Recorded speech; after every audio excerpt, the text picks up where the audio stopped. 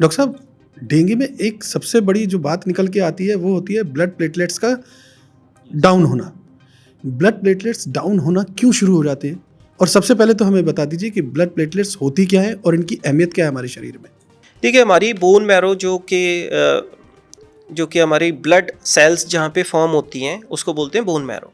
तो bone marrow के अंदर there are few cell lines, red blood cell lines, white cell blood lines and platelet lines. ये 3 series होती हैं जो कि बोन मैरो बनाती है सेल्स को। उसमें से एक होती है प्लेटलेट काउंट। प्लेटलेट काउंट हमारे शरीर में इसलिए ज़रूरी है क्योंकि ये स्पॉन्टेनियस ब्लीडिंग को रोकते हैं। अदरवाइज़ हमारे शरीर में कहीं भी ब्लीडिंग हो सकती है अगर प्लेटलेट्स कम हों या डिफेक्टिव हों। तो प्लेटलेट का मेन रोल होता है ब्लीडिंग को रोकना और ब्लड सर्कुलेशन को नॉर्मली ब्लड वेसल्स में ठीक अपनी गति से ठीक रखना। अगर किसी पेशेंट की प्लेटलेट सडनली ड्रॉप हो जाए, जैसे कि कुछ इन्फेक्शंस में होता है और कुछ दूसरी कंडीशंस में होती हैं, तो ब्लीडिंग के चांस बहुत हाई होते हैं। ब्लड प्लेटलेट्स का नॉर्मल काउंट कितना होता है? नॉर्मल काउंट ब्लड के अंदर प्लेटलेट्स का होता है 1.5 टू 4.5 लैक्स।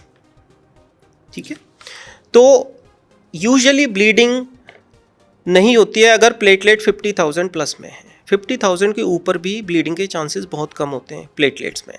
उसके नीचे जैसे जैसे प्लेटलेट फॉल करती हैं ब्लीडिंग के चांसेस बढ़ते जाते हैं। यूजुअली ब्लीडिंग जो देखी गई है डेंगू इन्फेक्शन या दूसरे इन्फेक्शंस में देखी गई है if the platelet count is less than 10 to 20,000। तो डेंगू के अंदर भी ये थ्रेशोल्ड रखी जाती है प्लेटलेट ट्रांसफ्यूजन्स की कि अगर पेशेंट का blood count platelet count 10 to 20,000 है तो उसको प्लेटलेट ट्रांसफ्यूजन्स की ज़रूरत नहीं पड़ती है अनटिल अनलेस पेशेंट को कोई एक्टिव ब्लीड नहीं हो। तो हम लोग यूजुअली जो प्लेटलेट ट्रांसफ्यूज़ करते हैं पेशेंट को, अगर उसको एक्टिव ब्लीड नहीं है तो 10,000 के नीचे शुरू करते हैं उसको। एडीज मच्छर में ऐसा क्या होता है कि ये सीधा जा करके ब्लड प्लेटलेट्स को हिट करता है? नहीं, ऐसा नहीं है कि वो प्लेटलेट को हिट करता है, ये नहीं है। वो प्लेटलेट को हिट नहीं करता है। प्लेटलेट्स काउंट गिरता क्यों है? यस, वो हिट करता है ऐसे सिस्टम को जिसको हम इम्यूनोलॉजिकल सिस्टम बोलते हैं। साइटोकाइन, जो कुछ सिस्टम्स होते हैं बॉडी के अंदर ना, इम्यूनिटी रिलेटेड सिस्टम्स, तो उसको जब अफेक्ट करता है तो साइटोकाइन लेवल्स बढ़ने लग जाते हैं शरीर के अंदर ना। जब वो बढ़ते हैं तो हमारी जो ब्लड वेसल्स हैं वो एक्ट करती हैं कि हमारे कुछ कंपार्टमेंट्स को सेपरेट रखें हर चीज़ को। लाइक ब्लड वेसल्स ब्लड को अलग करके रखती हैं और सबक्यूटेनियस टिश्यूज़ को अलग करके रखती हैं। डेंगू के अंदर क्या होता है कि ये जो ब्लड वेसल्स एक छलनी की तरह काम करते हैं, इसको डैमेज करता है डेंगू का इन्फेक्शन। जब इसको डैमेज करता है तो हमारे ब्लड में जो प्लाज्मा है वो लीक होने लग जाता है, वो होल्ड नहीं कर पाता वेसल्स के अंदर। जैसे ही प्लाज्मा लीक शुरू होता है पेशेंट को हीमो कंसंट्रेशन, मतलब उसका खून गाढ़ा होने लग जाता है।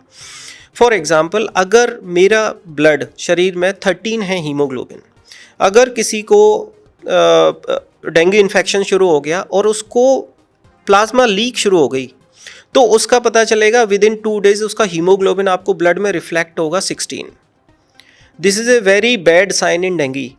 यूजुअली क्या करते हैं, जो कि आम लोगों में धारणा है कि वो प्लेटलेट्स देखते हैं, बट एज ए डॉक्टर सबसे पहले मैं देखूंगा प्लेटलेट्स नहीं, पेशेंट का हीमोग्लोबिन कितना है। हीमोग्लोबिन लेवल अगर किसी भी पेशेंट का बेसलाइन हीमोग्लोबिन किसी का भी अगर 13 है मान लो, और वो कहता है कि मेरा डॉक्टर साहब 16 हो गया हीमोग्लोबिन और मुझे बुखार आ रहा है, दिस इज स्ट्रॉन्ग साइन कि पेशेंट कॉम्प्लिकेशन में जा सकता है, चाहे उसको प्लेटलेट काउंट उस टाइम पे नॉर्मल हो।